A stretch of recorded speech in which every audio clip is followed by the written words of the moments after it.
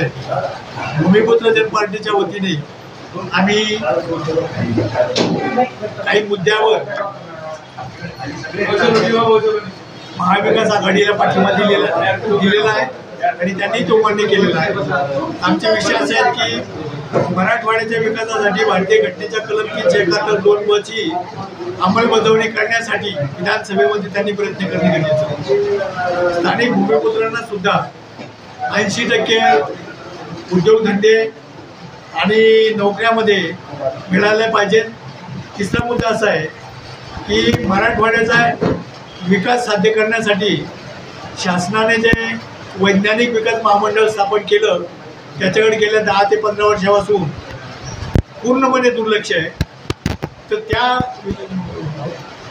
वैज्ञानिक विकास महामंडळाच्या अध्यक्षाची निवड कायमस्वरूपी करण्यात यावी, पदाधिकारी कायमस्वरूपी करण्यात यावेत आणि अधिकारी सुद्धा कायमस्वरूपी करण्यात यावेत। आणि यासाठी गेल्या अनेक वर्षापासूनचा जो काही अनुशेष शिल्लक असलेला त्यासाठी 50,000 कोटीची तरतूद शासनाने करावी। यासाठी आम्ही ज्या पक्षांना पाठिंबा देत आहोत त्या पक्षाने विधानसभेमध्ये याचा पाठपुरावा करावा। आम्ही त्यांना पाठपुरावा करण्यासाठी सातत्याने त्यांच्या पाठीमागे प्रयत्न करणार आहोत। दादा, दलित समाजाला या इलेक्शनमध्ये कुठं किती वाव आहे, त्यांची काय भूमिका असेल? फक्त दलित समाज या विषयात न बोललेलं बरं। दलित समाजाच्या बाबतीत नाही 132/2018चा चेंज रिपोर्ट तो माननीय विभागीय सहधर्मदाय आयुक्त यांनी मंजूर केल्यामुळं आमचा गेल्या 20 वर्ष चालू असलेला संस्थेचा संघर्ष आता जवळपास संपलेला आहे, त्याच्यावर पडदा पडला। या 20 वर्षाच्या काळामध्ये संस्थेचं आंदोलन नुकसान झालेलं आहे। कारण आपल्यासारख्या सामान्य कार्यकर्त्यांनी काढलेल्या शिक्षण संस्था त्याला कोणी दानशूर मदत करत नाही।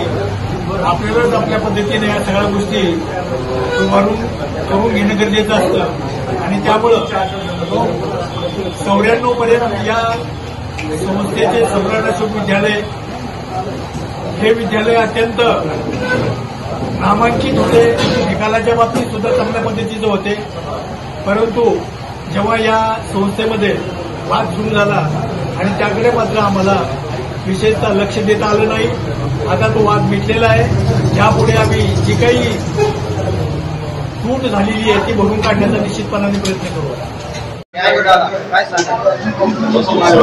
संत कबीर शिक्षण संस्थेचा 132/2018चा चेंज रिपोर्ट तो माननीय विभागीय सहधर्मदाय आयुक्त यांनी मंजूर केल्यामुळं आमचा गेल्या 20 वर्ष चालू असलेला संस्थेचा संघर्ष आता जवळपास संपलेला आहे, त्याच्यावर पडदा पडला आहे। या 20 वर्षाच्या काळामध्ये संस्थेचं अतोनात नुकसान झालेलं आहे। कारण आपल्यासारख्या सामान्य कार्यकर्त्यांनी काढलेल्या शिक्षण संस्था याला कोणी दानशूर मदत करत नाही। आपल्यालाच आपल्या पद्धतीने या सगळ्या गोष्टी करून घेणं गरजेचं असतं आणि त्यामुळं 94 पर्यंत या संस्थेचे सम्राट अशोक विद्यालय हे विद्यालय अत्यंत नामांकित होते, निकालाच्या बाबतीत सुद्धा चांगल्या पद्धतीचे होते। परंतु जेव्हा या संस्थेमध्ये वाद सुरू झाला आणि त्याकडे मात्र आम्हाला विशेषतः लक्ष देता आलं नाही। आता तो वाद मिटलेला आहे। यापुढे आम्ही जी काही तूट झालेली आहे ती भरून काढण्याचा निश्चितपणाने प्रयत्न करू। मला वाटतं की गेल्या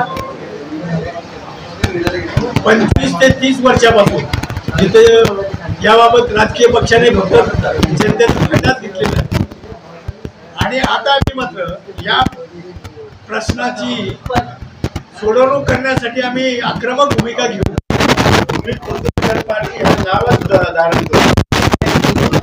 आज आपण भूमिपुत्र